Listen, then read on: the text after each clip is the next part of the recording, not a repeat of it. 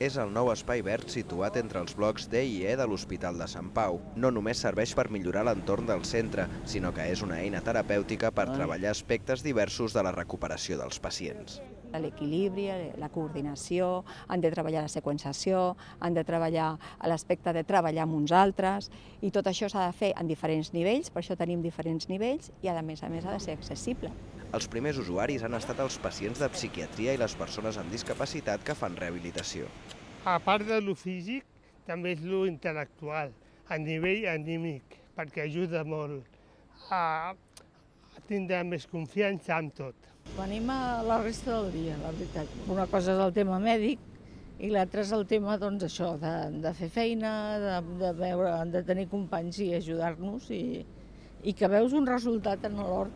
El projecte està impulsat per la Fundació Privada Hospital de la Santa Creu i Sant Pau, però també hi participen entitats com el Casal dels Infants, que treballa per la integració social i laboral de joves en risc d'exclusió.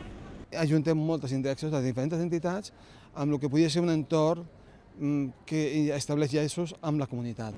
L'espai disposa de dues àrees diferenciades, una zona d'estada i els horts. Des de l'hospital volen continuar treballant i investigant en aquest tipus de teràpies per facilitar la recuperació dels pacients.